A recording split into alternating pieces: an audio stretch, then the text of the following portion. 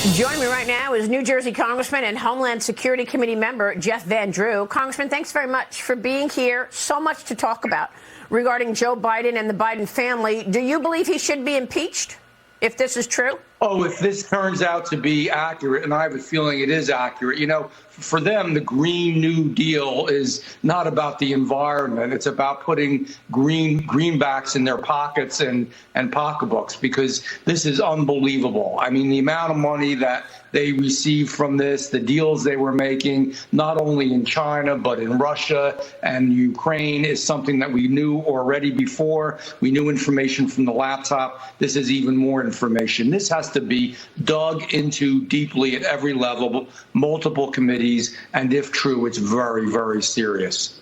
Well, I mean, the issue now is we're all feeling it because the three countries that Joe Biden is supposed to be making important decisions about, representing the American people, are China, Russia, and Ukraine. Ukraine is getting crushed by Russia. If these Russians who were tied to Vladimir Putin sent $100 million to Hunter Biden's real estate firm, you got tens of millions of dollars taken in from Chinese officials tied to the CCP. That's already documented by the Senate report, Chuck Grassley and Ron Johnson. And then there's Ukraine, where Hunter Biden was paid $80,000 a month. He made millions from Burisma as he was sitting on the board. Ukraine, Russia, and China. How are we supposed to trust the decisions that this man makes, the commander-in-chief, when he's taken in all of this money? I don't trust the decisions he makes. America doesn't trust the decisions he makes, and much of our government doesn't trust the decisions he makes, because they are based on self-serving, money-making issues that he's involved with. This is real bad stuff. I think this is going to blow up, and next year, when we finally have a chance, at least to investigate, to hear the truth in an objective, honest, and you know what, I'll say it, nonpartisan way. Let's just open it up. Let's crack this egg open and see what's inside, because it's not good. And it's time that we get our government back on track. Well, put a spotlight on it. You're right. Meanwhile, many of the government agencies have been politicized. Look at the FBI. Jury deliberations are underway in the trial of Russian national Igor Danchenko. During special counsel John Durham's final rebuttal, he put the spotlight on the FBI, saying, quote, "Let's talk about the elephant in the room. The FBI failed here on a number of occasions." Congressman, you also have Peter Strzok. The nerve, Peter Strzok on MSNBC the other day saying that January 6th was worse than September 11th. Excuse me, 3,000 Americans died on September 11th, Congressman. What happened to the FBI and what should be done about it? Well, they have become politicized at the top levels, and I'm not saying every agent working in their districts are, but boy, at the top levels, absolutely they are. This is not the FBI that you know or I knew, and again, this is something that has to be cracked open, because something's very wrong. And to compare 9/11 to January 6th with all that went on 9/11 is absurd and disgusting, actually, and really bothersome. That's a terrible comparison, and he should be ashamed of himself for even saying that. Well, and this, the guy who was trying to take down Trump and told us so in his texts with his girlfriend.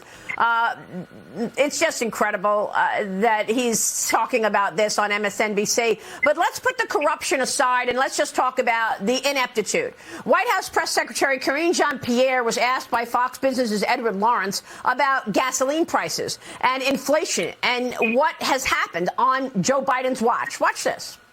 18 months ago, when the president took office, inflation and gas prices started rising. 18 months ago, the president signed the American Rescue Plan. That was something that was so critical to meet the moment that the American people were going through, that helped put shots in arms. That matters. That was part of the president's economy plan, right? That was part of his policy that helped us gain these jobs back.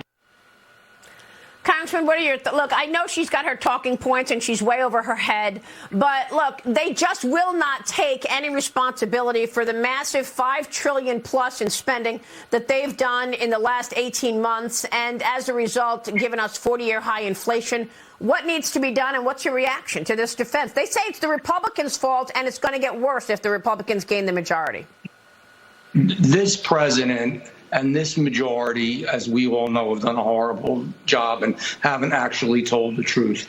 We know for sure this inflation is self-created. We spent too much, too fast. We had too many dollars chasing too few goods. We haven't done anything really for our supply chain, which makes the issue even worse. And she knows that, and he knows that. And then, worst of all, I think it's so crass, and I don't even have the art to articulate the words, to take our reserves, which are there to make sure that we're safe and that we have those reserves in an emergency when we got a good deal on them, bought them at the right time, and we're really full, and use them just so you can try to win an election and think you're going to fake the people out and watch the prices go up right after the election is over. Well, he's in trouble because they're, as bad as things are, they're even going up before the election. And now it's come out, as we know, that he tried to make a deal on his knees to the Saudis. Please, please, please don't cut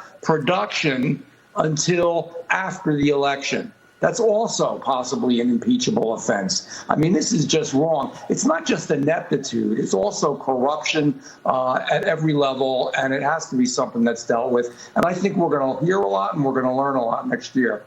Well, for many of these reasons, you left the Democrat Party. What did you think of Tulsi Gabbard doing the same thing the other day, coming out saying, look, I just don't recognize the Democrats anymore. I can't be a Democrat.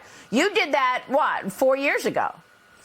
Yeah, I did it, and I did it at a tough time when, you know, Republicans were in the minority. It's actually the first time that kind of change has been made. I was proud of it. I'm proud of Tulsi. She's doing the right thing. I hope that she decides to actually become a Republican as well, because we can use all the help we can get. We want to make a strong and honest party that is really going to make sure that the people know what is happening and has happened to our country. Let me tell you, Maria, I've said it before, I'll say it again. We are on the edge. We're on the precipice. If we're not careful, we're going to lose America. This is all part of it. It is one big picture.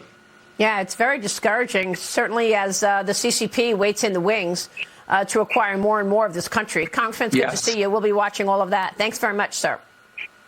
Good to be with you.